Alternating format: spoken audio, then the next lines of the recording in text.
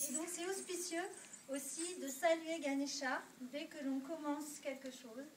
C'est pour cela aussi que c'est celui que l'on salue quand on écrit. C'est la déité qui protège les écrivains, qui protège aussi tous ceux qui sont attachés au commerce. Et d'une façon plus générale, à chaque début d'entreprise, on salue Ganesha. Donc il est très très populaire en Inde.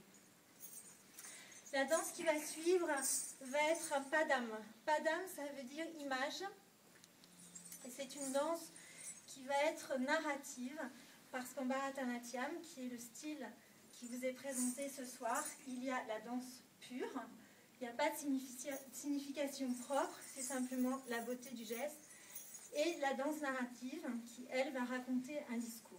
Là, on est dans un padam, où on va raconter une prière à la déesse mère Kamakshi, celle qui tient un arc dans ses mains et qui protège tout le monde.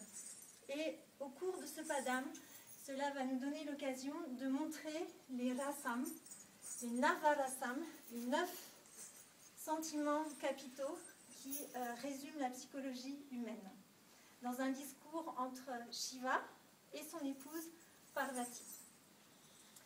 Premier des sentiments, l'amour que Shiva éprouve pour Parvati. Puis le dégoût.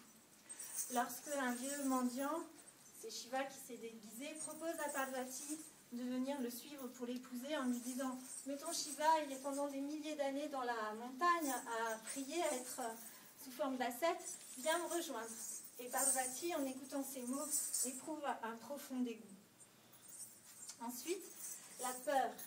Shiva orne sa chevelure, ses bras et sa taille de serpent. Et lorsqu'il enlace Parvati, tout d'un coup, celle-ci s'aperçoit que les serpents sont là et éprouve la peur. L'émerveillement.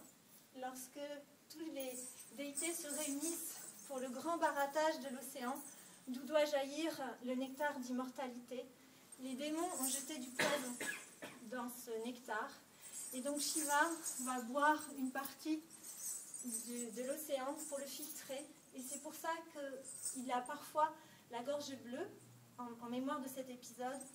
Et là, Parvati, quand elle voit Shiva agir ainsi, va éprouver de l'émerveillement. Puis elle va poser sa main sur sa gorge pour pas qu'il boive plus de poison.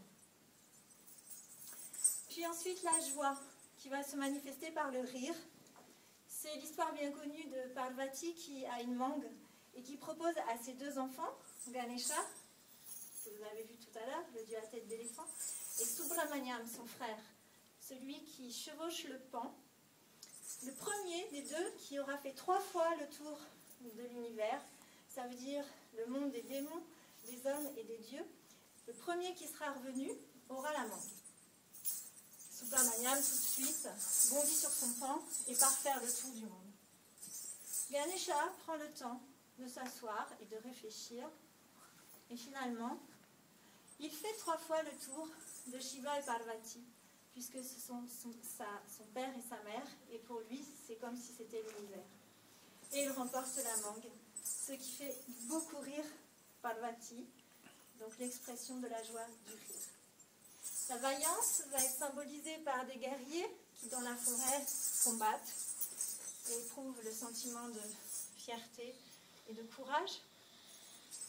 Puis la colère, lorsque Shiva va arrêter les eaux du Gange en déployant sa chevelure, qu'il va rassembler dans un grand chignon, et va installer la petite déesse Ganga au sommet de son chignon.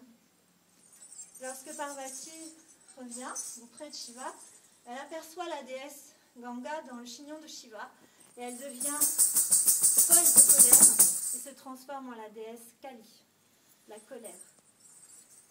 La compassion, incarnée par la déesse Kamakshi, qui vient soulager tous les êtres qui sont en souffrance. Puis enfin, la paix, 9e sentiment qui rassemble les 8 autres, Shanti, la paix que l'on peut atteindre par la voie du yoga. Hommage à la déesse Kamakshi, la déesse mère, qui tient un arc.